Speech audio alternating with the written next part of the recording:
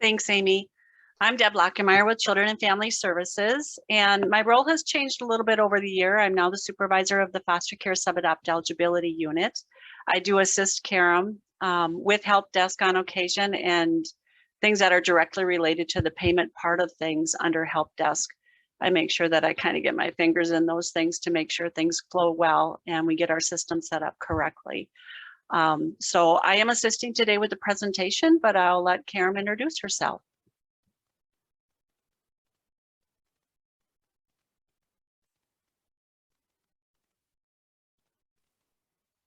Hi, everybody. I'm sorry, just struggled to the unmute here. I'm Karen Correa. I work on the help desk, and we work with the system integrity and report program. Try to get the data the best we can for reporting and try to help you guys with all the issues that happen with the system. And yeah, here we are to help you, hopefully. All righty. We'll dive into Frame. What we'll start with is just a basic, real quick introduction to Frame. Some of this is really common knowledge for everybody. If there's anybody brand new to the system, though, this will be quite helpful for navigation processes. For those that are old hat with Frame, you probably have learned through the School of Hard Knocks of what to do and what not to do with Frame. And so we'll get started. As you know, when you log into Frame, when you log in, you get a user ID. It's your ND.gov user ID and password that you use for the login process.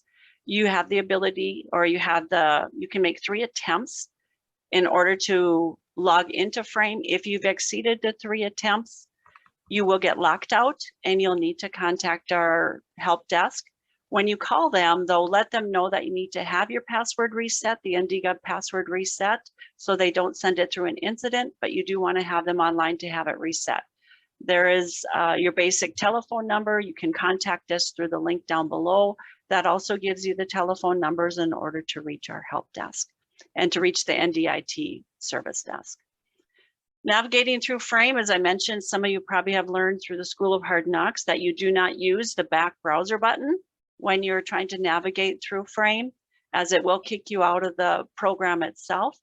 There's a web application timeline of 30 minutes in which it will time out, and that's for security reasons that it does time out.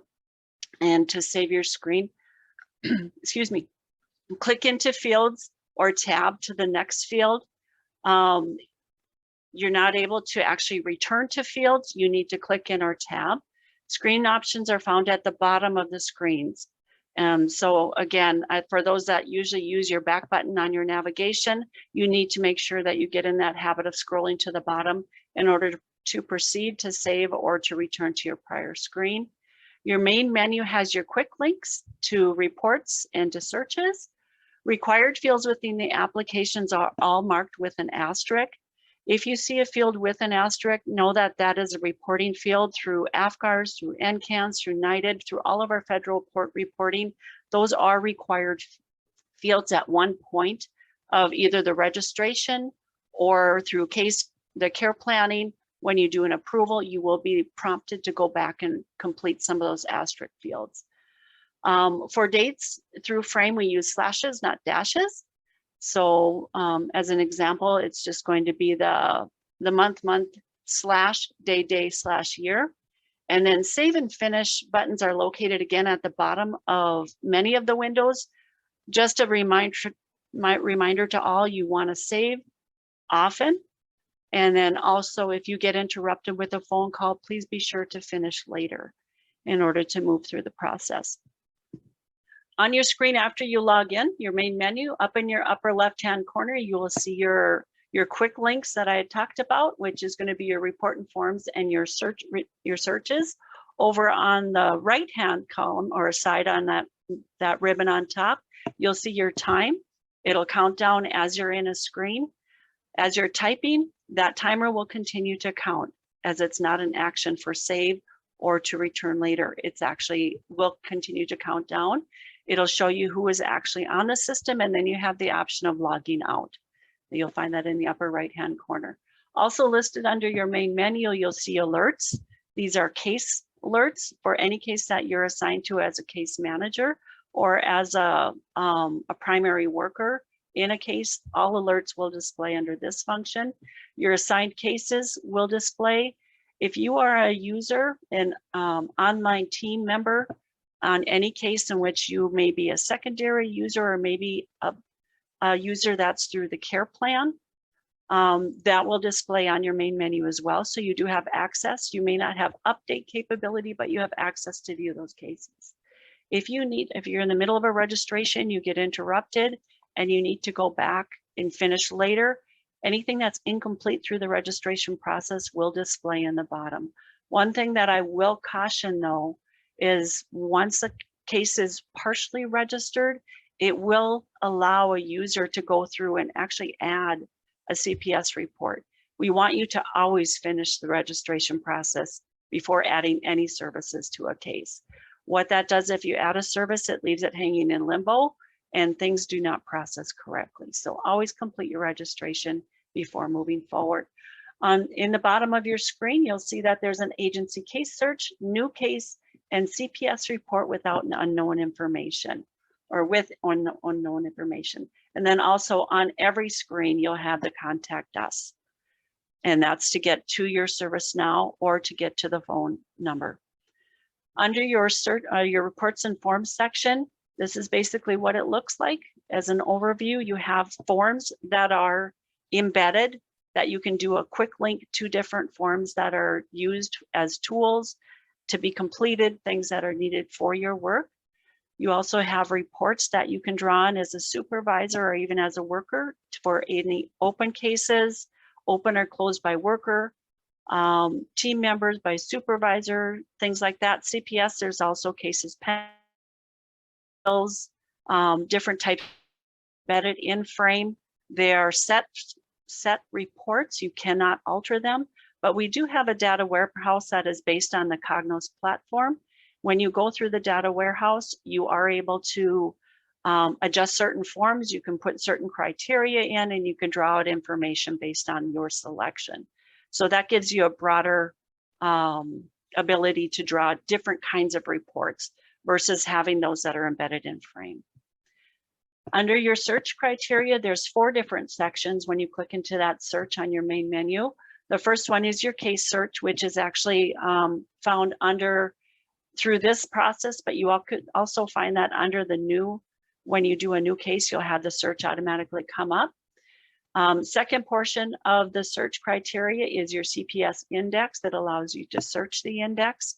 Not all people will have access to this particular search portion, but for those that do, you can search the Child Abuse and Neglect Index. Foster care provider search should be available to everyone. That allows you to search for providers based on a name or under a county, you can do a search, and then CPS report. If you have a CPS report that's been entered by number, and we also have an assessment search that's allowable. This might be an old screen, but you have both the ability to search by report number and by assessment. So if you don't know what the frame number is offhand, you can search by number and that will allow you to get directly to that report in that actual case. I talked earlier about the time that's remaining. Each window is allowed a 30-minute time frame, so that timer will start clicking as soon as you get into a window. As a reminder, typing information into frame is not an action. So you must take an action in order to get that timer to reset. What those actions are is if you update, save, or finish later, or continue or return. So at the bottom of your screen, as I mentioned, is your navigation to the next screen or prior screens. You would need to go to that bottom section and you save, or you return, or you finish later. At 10 minutes, the time will change to orange. The color will change to orange. At 5 minutes, it will change to red. If you allow the time to expire, so you get interrupted and you're into a call or whatever, and you allow that time to expire, you will get a session time out. If you get this session time out, anything that you are currently working in that you have not saved will be lost. So keep an eye on that timer, save often, move to your next screen if you need to, just so you retain that information. Also, one thing when you're typing, You'll notice that on the fields there are character maximums. So if you are typing into putting narratives in and you exceed those maximums, it is possible that you may lose some particular information if it's exceeding that amount. So again, you want to make sure that you're very direct in your comments, in your narratives, in order to get within those designated requirements for characters. Alerts, that also displays on your main menu. The first area that's up on top, that's your caseload. So everything that's assigned to you, if you click into this alert section, it will give you everything on every case that you're assigned to. Under the individual cases, though, you are able to get to just the case-specific alerts. That allows you to work those alerts. I will ask everyone to please work your alerts on a regular basis. I know some don't use them at all, but even if you don't use them, please go through and delete them on a regular basis. We have had situations where the alerts have been so extreme that they can't even delete them anymore. The system can't even delete them. So we want to make sure that you do that often, look at them.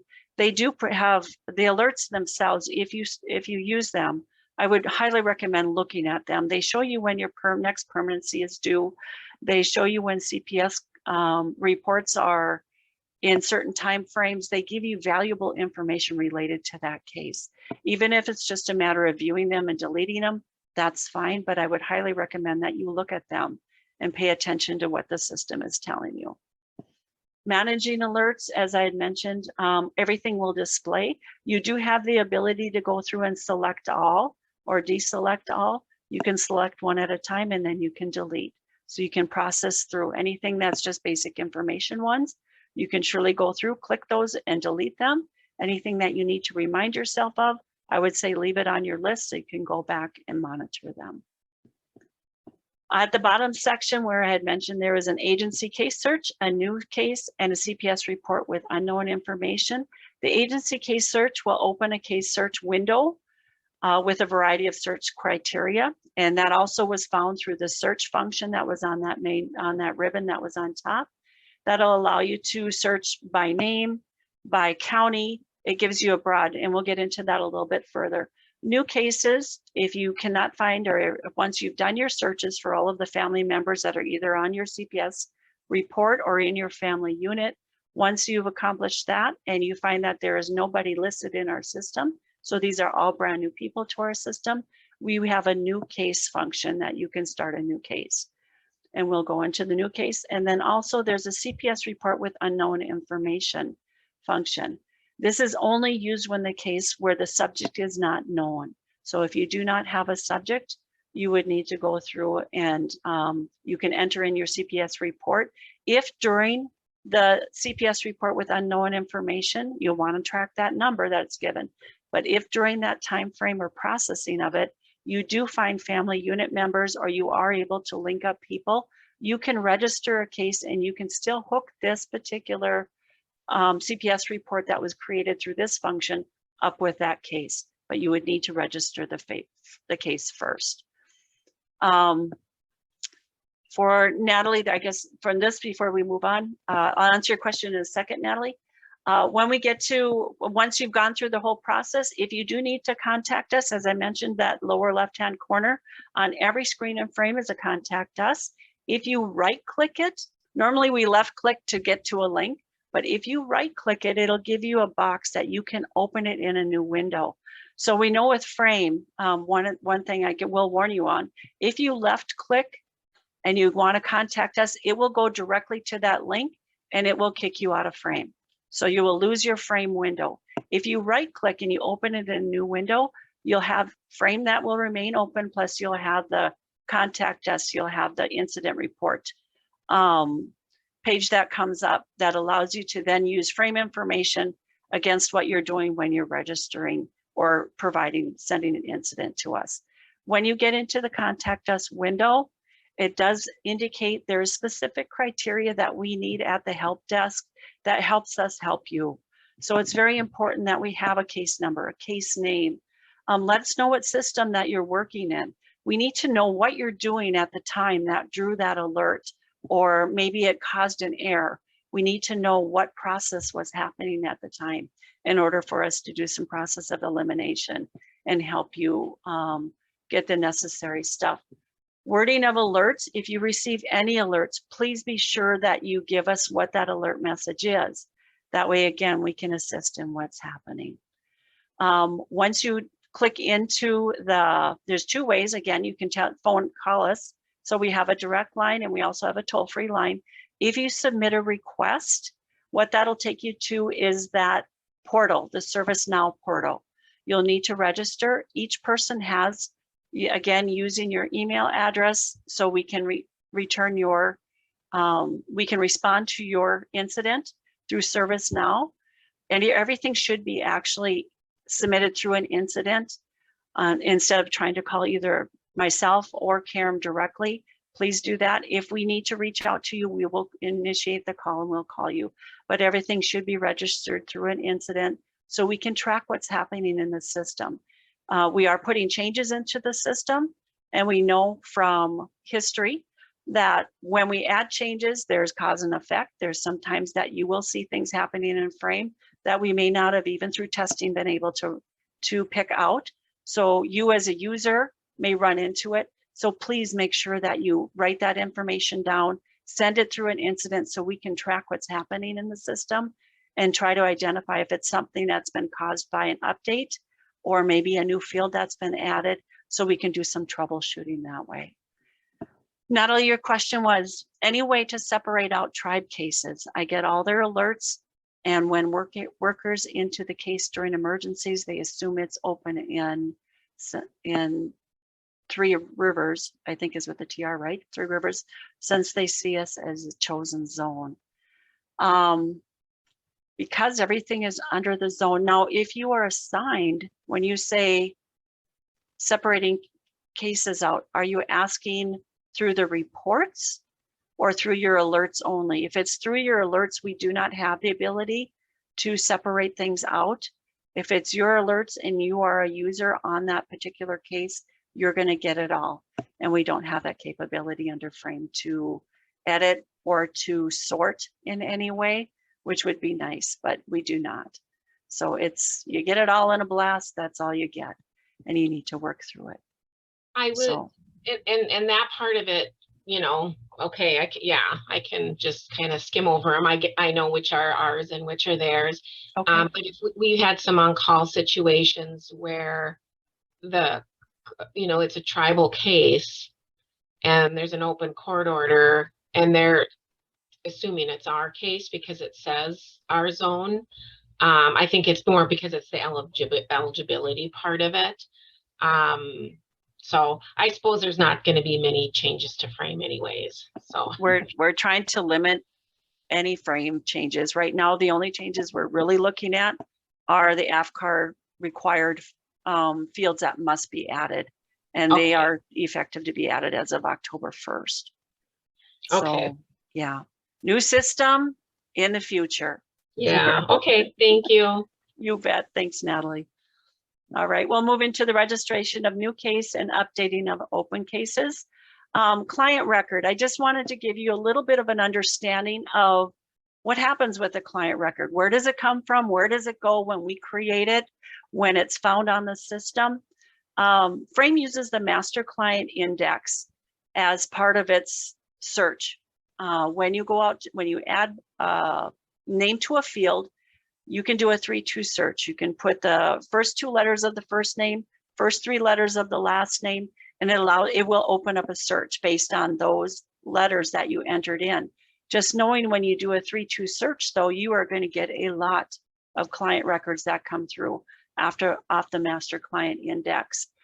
What that master client index is almost like a center filing cabinet per se. Frame client records that we create bounce off the master client index. If it recognizes that it has a name that matches up, you will get a search result that comes back. The master client index now is connected to the MMIS, which is actually the client's record, their validated record. All of the programs such as SNAP, Medicaid, LIHEAP, all of those type of programs through economic assistance use the MMIS. They use that validated system. But Frame, when it was built, because of CPS and the fact that a lot of times we don't know all of the information for a client, we are able to create a record based on just the minimal information that we have, and it feeds down into the master client index. So if we have a birth date, if we have a name, we can create a record. It will give it what's called a WA record. I call it a wraparound record, but it's a WA record. That record then feeds into our master client file, that index. Now, if it can match up with anything from MMIS, you'll get that search result. If it can't, it'll just hold the record there. So Frame will continue to use that record as cases are registered, as searches are done. It uses that master client index. So just a little bit of an overview what happens.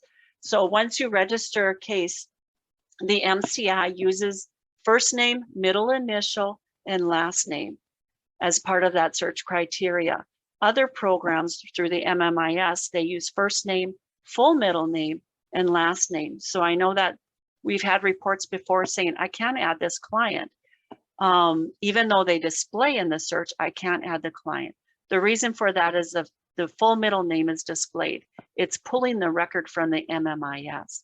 And because Frame has the limited capability of only one initial for the middle name, and the MCI only uses that one initial as well, it cannot populate Frame. And so you will need to register a brand new client at that time. Even though they're known to the system, you will need to register them as a new client. When in doubt with birth dates or with name spellings, register them as a new client.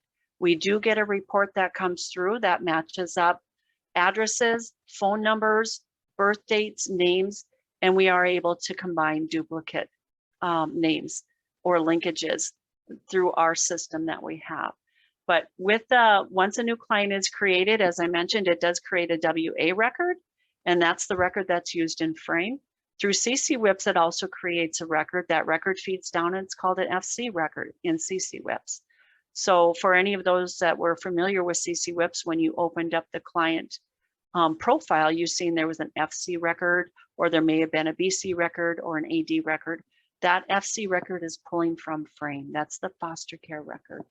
And then with the MMIS, as I mentioned, the WA and the FC information, client match information, we do get through, and we can combine them through the help desk. Once you obtain a CPS report, client information referrals, you have to make the decision of where we're going to move with this. So if you have a family foster care provider that you receive a CPS report on, we do register that family unit differently than what we do a regular family foster care. It's very similar, but we do add the foster care children into that family foster care record. So there is, in the attachments that have been provided, the handouts, there's specific instructions for family foster care providers. There's also specific instructions for daycare providers. Under the daycare, when you register them into Frame, you register only the employees in the family unit. The subjects of the report are the only people that go into the family unit. The children in the daycare are added to the report as non-family unit members. So we won't be able to search on the children per se as victims, but we are able to search on the subjects through the family unit. And then for the residential and institutional facilities, such as your schools, your PRTFs, your residential facilities, those reports are not entered into Frame.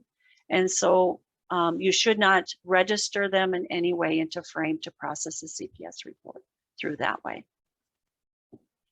Active family members populate, if it's through a CPS report, the active family members in your family unit will populate the individual caregiver victims table. So when you add or through the intake process, you enter a report, there is a table that automatically will populate with any active family unit members. The service period client selection list. Now, if you open a service period, you do have to select clients for your service period, Any active family unit members will populate that service period list or the service client list. Again, when opening a service period, you only choose those individuals that are children under the age of 18 as your service period client.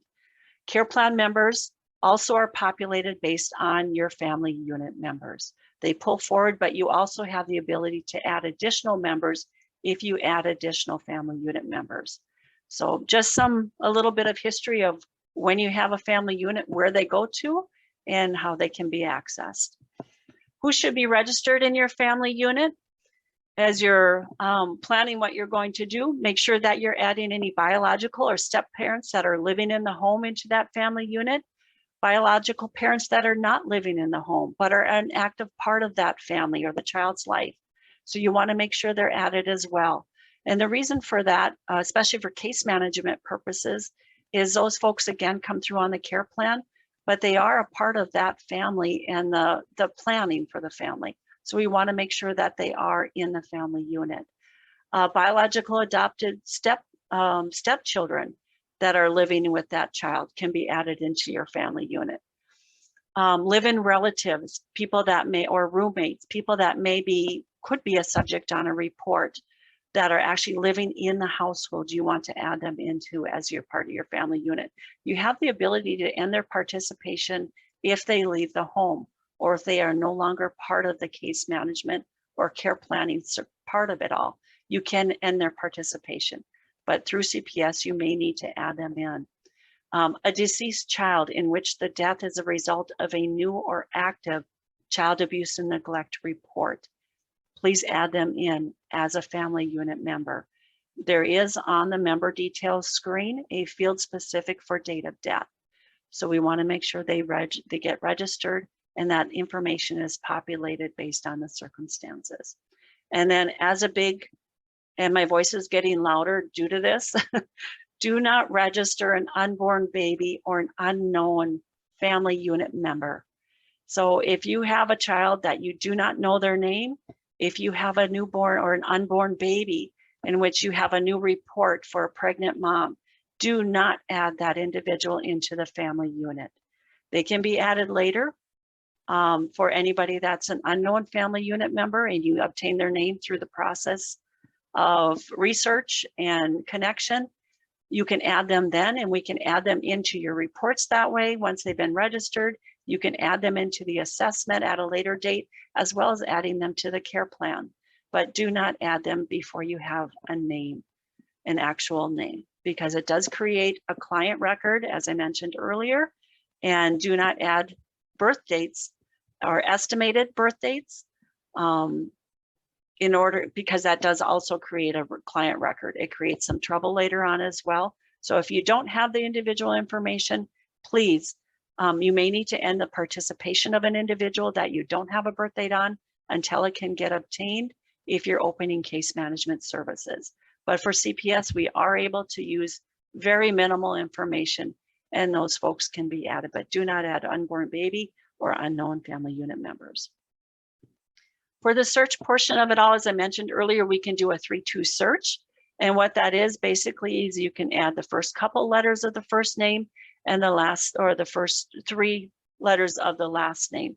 Again, if you have an individual that has kind of a name that may be very common, such as Patricia, can be known as Pat, Patty, make sure that you're searching under those individual names, because we know that it always doesn't go as a valid name into the frame. It's a given name. So if they're known as Pat, it only may be Pat. So I would just suggest starting with Pat if they're known as Patricia or Patty. Same with Billy, start with Bill. There's also William or Will that you may want to enter in to do a search. And Maggie's another popular name in which it could be Margaret, Meg, or Meg. So be sure that you use what could be a nickname or a shortened name in part of your search criteria. Once you've done that search, again, searching on every family member or everybody that's listed on a CPS report, once you've determined that there's nobody in the system, you would then go into your new case. If you do find a result under that there is a case that is currently open, please be sure to click into each one. You will see under this case search sometimes that there is a case name that is only numbers. What that is a conversion case that came over in 2009 when we had done the conversion from CC whips up into frame. Those are conversion cases that had started prior to frame coming into the picture. And so we gave them only a number. They were known as only numbers. Those cases have all been closed and they have been locked. They should never be used in the future. And anything that may currently be open in a conversion case, and I don't believe there's any out there anymore, but if there is, once it's closed, it will not be reopened, no matter if there's history in it or not. A new case should be registered. If you do have an open case based on your search, please go through, look at your family unit members. Again, keep in mind where your address is at, who really truly is in that family unit located at the address in which the circumstances took place, or where your case management, where is the child being returned to? Is that the appropriate home? Who's our family unit members? So keep that in the recesses of your mind when you're determining what case to use. Even though there may be one or two of the family unit members known to a case, it may not actually be their own case. They may have been part of that household for a very short time, but their participation was not ended. So again, look at the family unit, look at the address, who truly owns that location and who should be part of that family unit. So once you determine that you're going to either use a case or you're going to move forward, you would need to click on to under your main menu, the new case. So if we're going to register a brand new case, we're going to click onto that new case that's located at the bottom of your main menu. Once you register a new case, it opens up a case name. You can add your case name. We normally, the naming convention, there truly is one out there. There is a naming convention that you do all caps for the last name, and this is based on the oldest child in the home that's receiving services. So the last name is in all caps and the first name is the oldest child. Do not use hyphens or apostrophes, and it should always be one word. So we do have some names that may be hyphenated or names that have several names, such as Walking Eagle, things like that. Those should all be known as one name. Through the MMIS, they put all of their names as one name. If it's a last name with 3 different names in it, it's all one name. So do not use spaces or hyphens or apostrophes. Once the case has a name to it, you'll move down into the registration of your family unit. Again, you can do partial names in here to do a search. I would recommend always locking, put your cap locks on, and just leave it through the registration process. That way you don't have to worry about doing a capitalization of a last name. We have seen where the last names are not capitalized, first names are not capitalized. And when you do a face sheet, I'm just going to be honest, it makes us look like we don't know what we're doing. So just to look professional, I should say, in the results of what we provide through care plans and through face sheets, please just put the caps on and that'll give you the information. You can just type accordingly. So once you type in a name, you'll click your search. What it'll give you, if it does have hits, it'll go out and look through that MCI, and it'll also look through the records that are attached through the MMIS, and it'll bring you results forward. And that's based on address connections, name connections, possibly phone connections. It'll bring any record that has any part of what you added in as a possible selection. So it does score them. And again, that's based on the fields or the data within the fields that may have a connection, that may match what's going on. If there is no match, then you'd want to do an add family unit member. To do the, if you've selected through the search, if you do get a match, you can select through the search. You can view their details. It'll give you information as far as what's displayed here, but it also gives you some of that additional information related to a secondary address for the race, the sex, if they're married or not. It gives you some additional information through your view details. The member details, when you enter that in and you start to add a brand new member, if you have their birth date, please be sure to add it in because that'll automatically push through to your member details screen. Add their name in full to the best of your knowledge of what their name is. We can add an alias after the record has been added, but we don't want to add any alias at this time. When you're filling in fields on frame, if you are in a screen and you have a blue access point, anything that you filled in, if you choose to click to the blue access point, you will lose if you have not updated. So again, when you're populating fields in frame, update the screen, go into any access point after you've updated the screen, and you can complete information in that second window that comes up. Once you get into that member details screen, there are some fields that I want to point out, especially you're adding an address in, please be sure to add your county of residence. And the reason for that is when your case manager opens that information up, if this case does proceed to case management services, when they open that up and they do the registration of their service period, they will get prompted to go back and update all of the member screens if they are missing a county. So as a register of the case, please be sure that you populate your address, the resident or the resident county as well.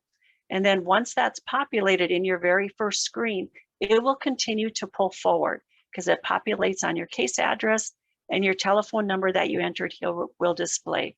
It becomes a radio button for future clients that are registered into your case. Through the personal details, as I mentioned again, through your birthday, don't guess. When it comes to personal details, again, do not guess. These are all AFCAR's reporting fields, and we want to have the most up-to-date and valid information that's given. So if you do not know it, please indicate not known. Each field has it. One thing I will point out that under the personal details screen, they have the unborn selection. This, please do not register an unborn, as I mentioned earlier. This box, ignore it completely. It shouldn't even be on there. So just to know that this is not an option for you, but this would be if you do not know, because some names could go either way. If you don't know what gender they are, please indicate that it is not known. Again, same with marital status. If you don't know it, please put unknown.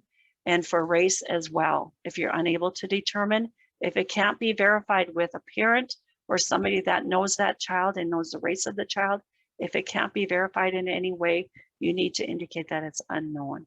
If the parent can verbally tell you the race of the child, then you want to make sure that you update this information. Again, Hispanic works the same way if it's unable to determine, and sometimes the client will refuse. So please indicate what the finding is.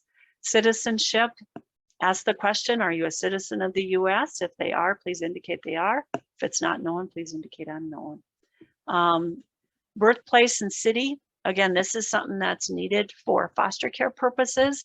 It pushes through, or actually it's needed for our child support referrals. And so I would have you ask the question, what is their birthplace? If you have a copy of their birth certificate, it takes care of that. We do have vital statistics that we can get the information from, but a lot of times you may not have this at the CPS point of entry, but you will possibly need it at the time of case management, or you will need it at case management. Again, the other ones, if they're known. Once the information is populated, please push add and continue. It'll continue to your next, once all your family members are added and their information is added, and you're still in that registration portion of it, you have the ability to remove any family unit members that you've added, possibly an heir, or maybe you did find them after you did some further searching. So you can remove them at this point. After the finalization of registration, you cannot remove them any longer. We do need to have a work order. You'll need to file an incident in order to have anybody removed out of a family unit. So we want to make sure that you go through the process, review everything, and remove them if you need to. Again, if you get interrupted, please be sure to click finish later. It'll go onto your main menu as an incompleted registration, and you can pick up where you left off. It doesn't lose anything. It just picks up on the same page that you left off. Excuse me. So once you've added everything and you've gotten through that registration and you've gone to the continue to the next screen, it will give you add family members. All of your family members that are here now have a relationship that needs to be connected up. So you'll see that if you've added information, it turns to an edit. If there's no information under your relationships, it will be an add function. It'll be brand new. So you do need to add your relationships to the best of your knowledge. Again, when you're reopening cases, you're going to go through literally all of these screens again, updating relationships, making sure that you end participation of any family unit member that's no longer there, or maybe reactivating participation that's been added or that's been reactivated because a member has come back into your household. So just things to keep in mind. You do need to update your relationship tables. Those all push through and are mandatory. They will be required as when you open case management services. When you open that service period, and case management will have to update this information. Under the action field of an edit, this takes you right to that member detail screen again, and it allows you to look at those member details that we previously have gone over. Under the relationship table, and when you're doing the relationships, it says add relationship to an individual. So it would be this person's relationship to the one person that you're adding it into. So if you've selected Arnold as your person and you're going to edit or you're going to add their relationship, you'll want to know what Adele is a relationship to Arnold, what Adeline is to Arnold, and what Aster is to Arnold. And that's how you complete, if it's a wife, a stepdaughter, a son, keeping in mind those relationships. Once the relationships have been added, it then will take you to the family unit details screen. You'll notice that there's an asterisk by the in household. Again, the asterisks that are on here are required fields. We need to have a selection of a field. If they're in the household, what's our family unit structure? That's required as well for AFCARs. You can select the family unit address at this time.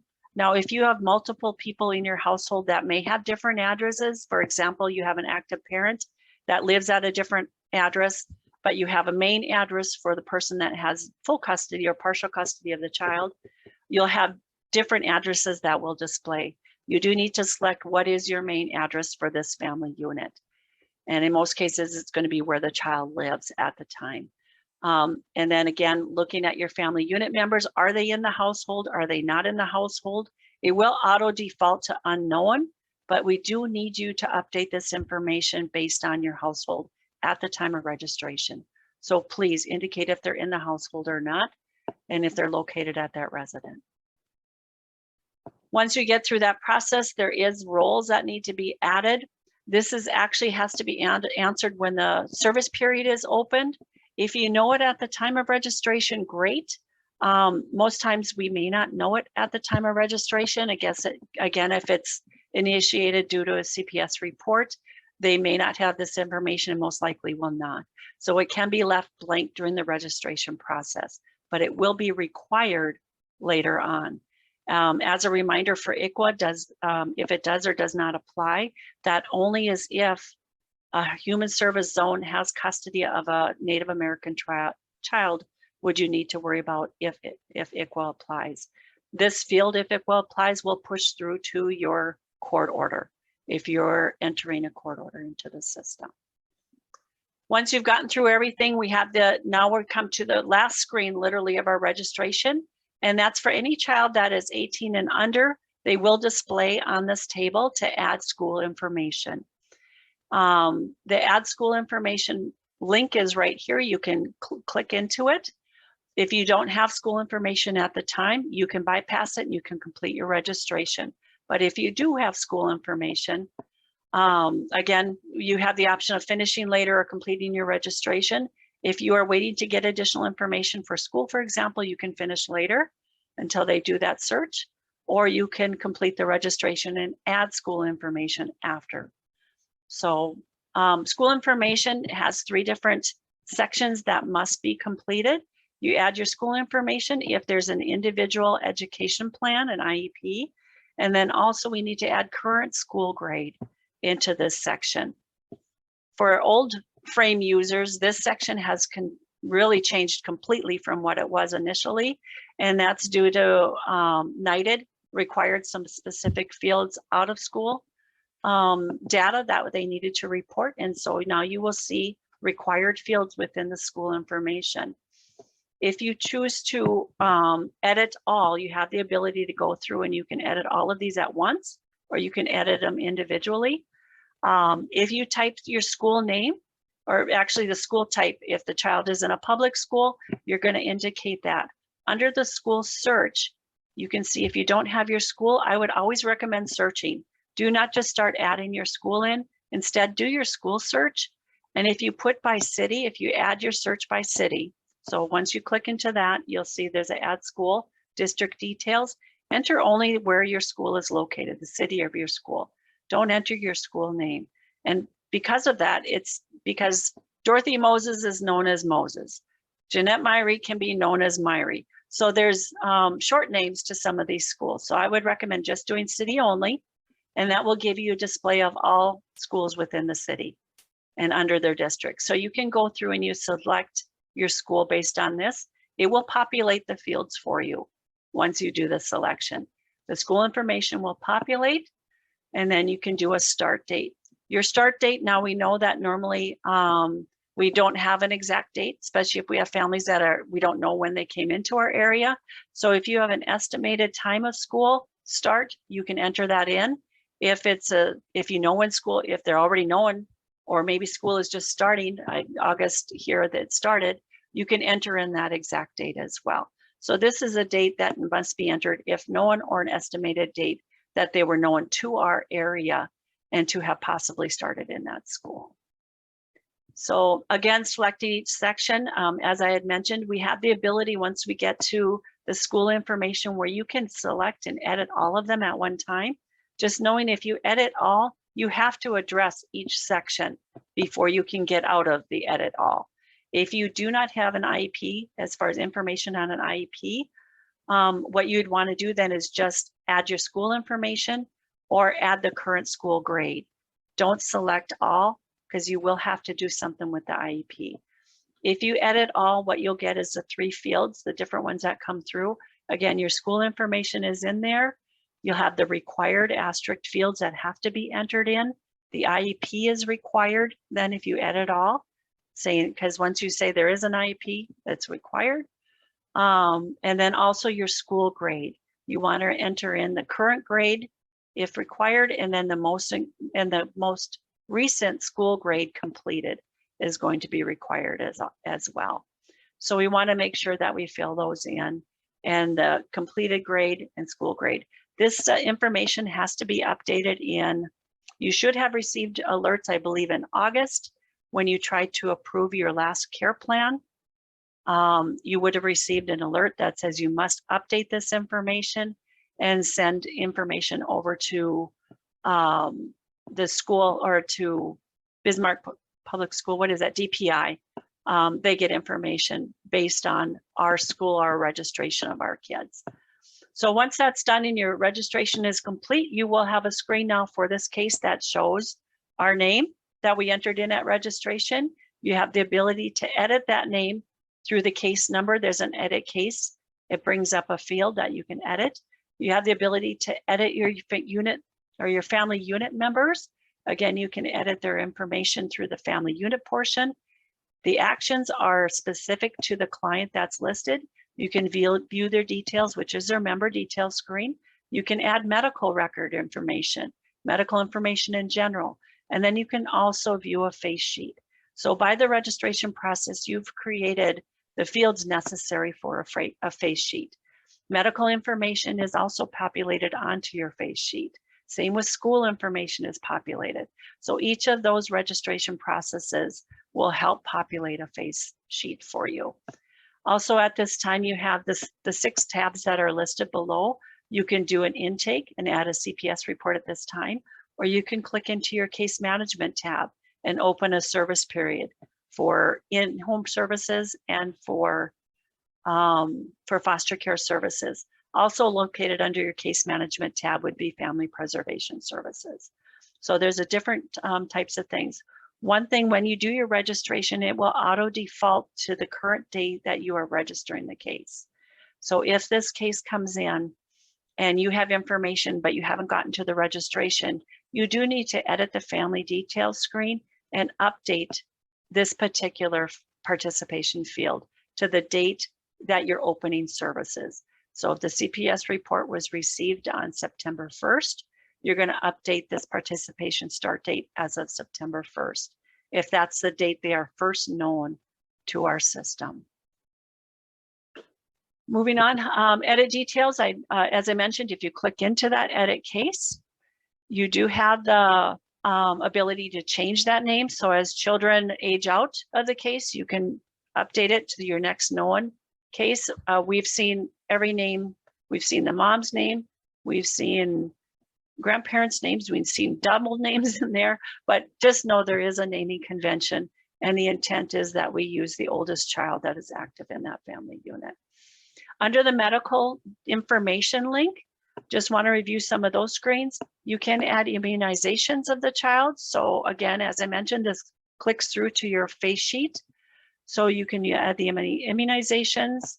You're able to add if there's a health tracks date to it, when that was done, and any comments specific to that. Physical, emotional health provider, if the child has a primary care physician, if they have a therapist they may be seeing, you can enter in that contact information for those individuals. Again, it will come through on the face sheet, giving your foster care provider the ability to use that as a resource if they have to do some emergency contact.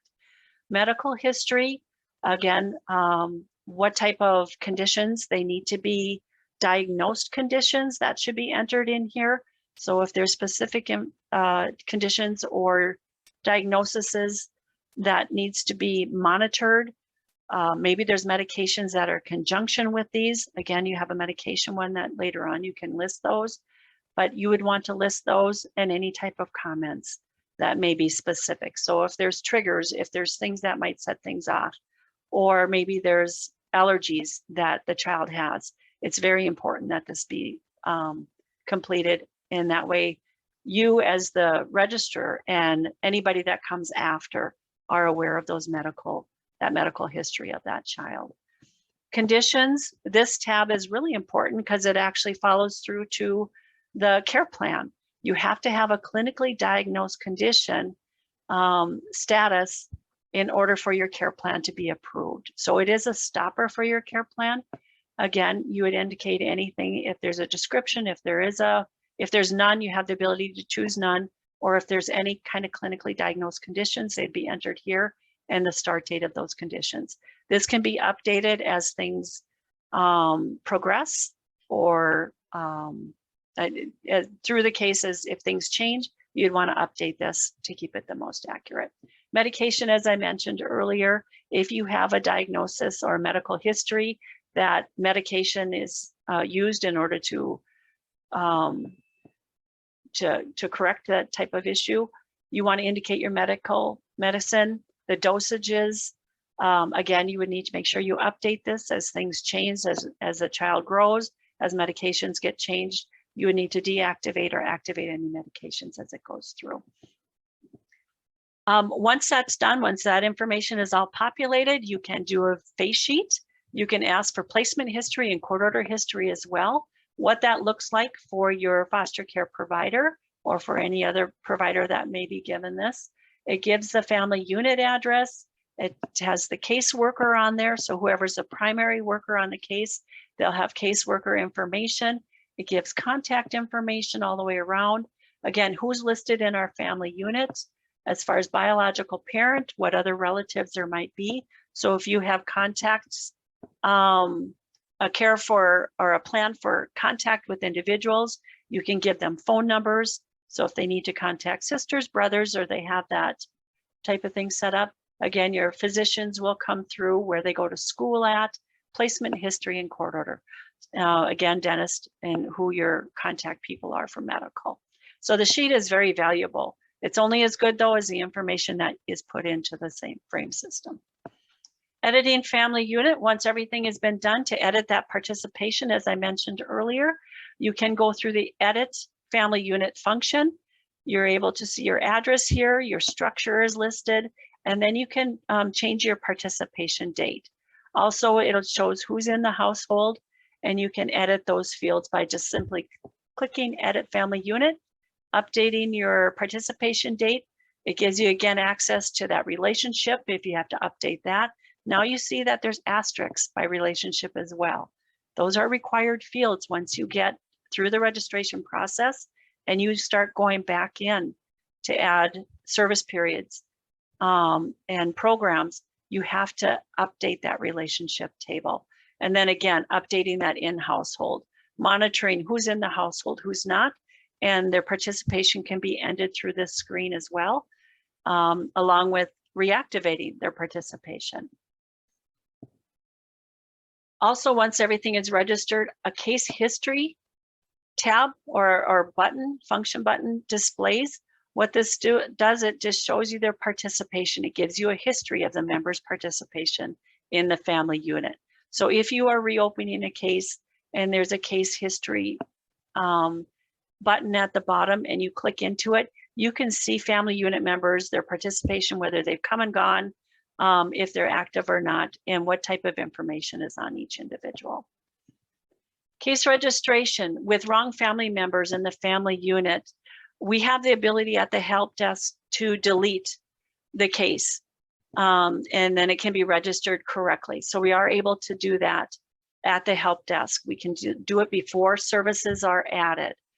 With family members not attached to the ES 100,000 MMIS record and later corrected, we have the ability to combine client records. So again, that's why we encourage you, if you are uncertain, if there's names that you're just not sure of, or if you can't connect them to an actual client record, register them as a new member in the family unit. And at the help desk through the back end, we will take care of the combined. And then relationships that are incorrect. We want to make sure we edit that family unit and update those relationships. If they're entered incorrectly and the case moves into case management for foster care, a child support referral is generated based on the relationship tables. And so if you've selected maybe a junior as being the father versus the father being listed in the family unit, we have a relationship discrepancy.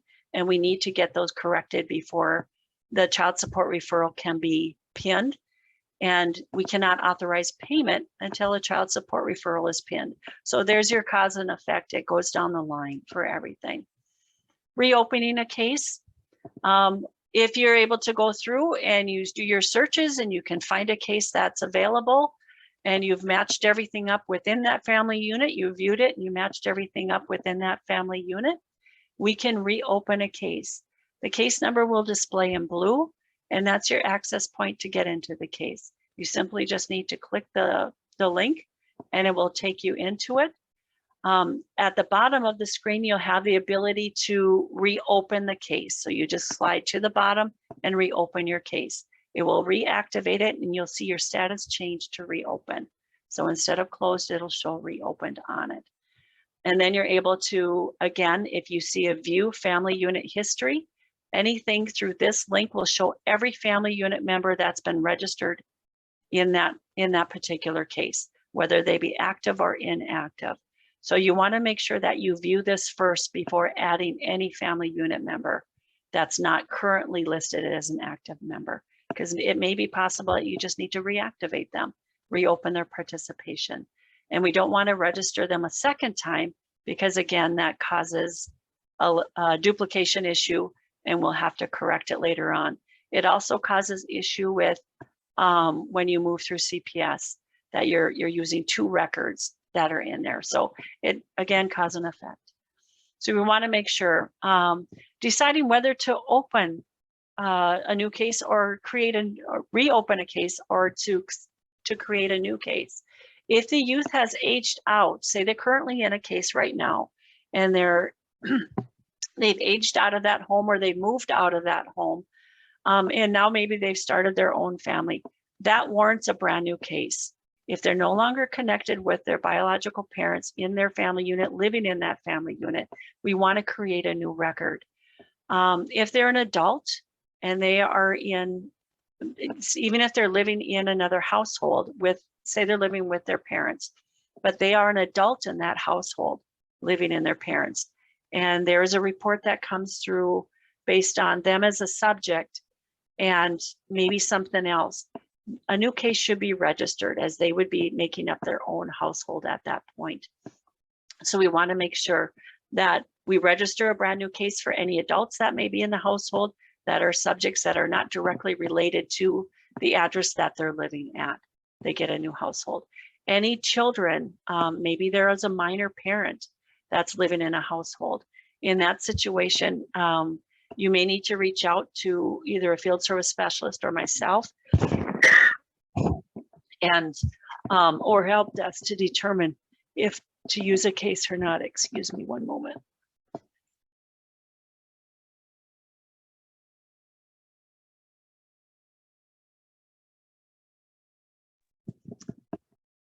Drying out here. If they're a child and they're to the age where they may be moving out of a household and taking their child with them, I would recommend creating a new case. You can always add people into a case, but if you designate it to that child as being the parent, you can always add other family members there and end their participation. But the child and their children should be part of their own family unit. If the child has been adopted, again, you'll notice it's in bold. Again, voice is going a little bit higher. If you know a child has been adopted, please do not change their birth record. If they are in a case in which their biological parents and their siblings are listed and they were part of that household, but the TPR took place during that case, and maybe pre-adoption placement happened during that case, in that situation, leave that case alone. That's the birth record of that child. And if they're adopted, they need to have a brand new case. They need to be known under a new case with their adoptive parents, and it starts a new family for them. So we want to make sure that we do not make changes to pre-adopted records, to birth records by adding aliases in any way, or adding adoptive parents into a birth case. It tends to make things extremely messy, and it's just not appropriate, because we really do need to leave the adoption record separate from our birth records in all situations. Medicaid is the same way. They get a brand new Medicaid number. At the time of adoption, Julie registers a brand new number for a child, and they're given a new client number. So even though they may be known to the case or the frame system under their birth name, if they are adopted, they have a new record, and you need to register a new case using that new record and not the birth record. If you have questions, if you're in doubt, please contact Help Desk or myself, and we can go through and look at the records that are available and tell you which one to use. So just to be a word of caution on that, it's very important that we get them set up correctly when we're registering adoptive cases. As I mentioned, the case history was there, view participation. When you get to that participation, it'll show you if it's closed or open. And then, as I mentioned, the reopen case is at the bottom, and you just click the button to reopen your case and you can move forward. Again, editing your family details. Please be sure you're looking at what address is there, what's our structure. You want to make sure you're updating each of these fields, give it an overview. Participation date will remain what it was when the case was very first registered. You do not need to change this date, and you should not, because we want to know when they're first known to frame. And that would be the registration of your first CPS report date, or when you first opened case management services if CPS was not involved. And then as you go through that edit family unit, again, viewing the participation, if you need to reactivate somebody or end them, you can do that here. And by simply selecting view participation, it'll give you the option to end the participation. You enter in the date and the reason, and then you basically can click the end participation and move forward. Now, at the time of opening a service period, though, you will be required to complete if the child was ever adopted, and also if ICWA applies. So once you update those fields, you'll want to update your screen. And then if you have an absent parent, at this point, once it's been updated, you can add your absent parent record after you've updated the screen with any other changes you made. Your absent parent record will jump out to a screen again where you can add your parent. If the parent is already known to the system, if they have already been registered in the family unit, but their participation is ended, when you add them as an absent parent, please be sure you add their name identical to how it's listed in the registration process in the family unit already. What that does is, with the fields all matching, the child support referral will automatically connect up to the correct record, and it will not create a separate record for them. If you're notified by eligibility that we have 2 records for a parent, it'll be necessary to go through and update that absent parent record before the referrals can get pinned, again, before payment can be made, in order to get to have 1 referral. So we want to make sure that we always have the name exact. Using the first name, if there's a middle initial, be sure to put the middle initial in, and then the last name as it's listed. So if you have a case that's already opened, what you want to do is you want to notify the current case manager that a CPS report has been received. If you are changing, you need to basically ask permission or discuss what family unit members should be active in our family unit. For CPS purposes, what you can do if you have a participation of a family member that's been ended, you can reactivate them, enter in your CPS report through the intake process, because that member, once you activate them, will show up in that caregivers, individual caregivers table. Once you've activated them and they display on your intake and through that report, you can deactivate them. They will continue to follow through on the report. They're not going to disappear. They'll continue to come from the report into your assessment. So you want to make sure that you reactivate them and deactivate them if they truly are not part of the case management process. So it gives you a little bit of leniency there. Again, you want to discuss what family unit members are current to ensure that any new members that may come through are activated and deactivate anybody that's not. And then once the report has been entered, as I mentioned, you can deactivate any members and end their participation if necessary. And that's what I have. So we're at the point of questions. Do we have any questions? There was one in the chat asking if a zone completed the CPS assessment and then another zone is providing case management, does the zone who owns the case for that opened, I'm sorry, does the zone who owns the case open case management, or do we have the help desk open for case management? Frame has a little bit of a glitch when it comes to that. It looks at who owns the case. So if CPS is initiated in Burleigh County, for example, but case management, say the family moves out and case management needs to be done in Cass County, the system will not allow a Cass County worker to go in because it's currently being owned by Burleigh County. Help desk may be needed at that time just to open up.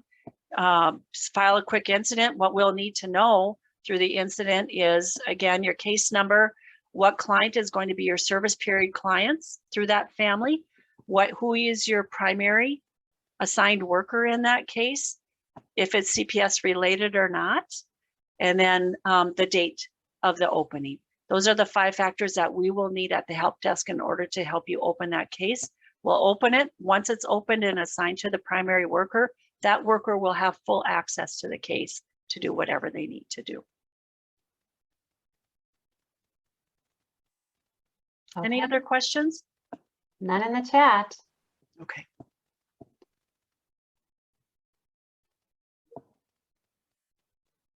All right.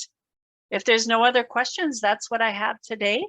We'll plan to do smaller segments of frame training in the future, but this is our starter. So if you have anything that you need from me or through the help desk, again, file an incident, we can reach out to you and we'll go from there.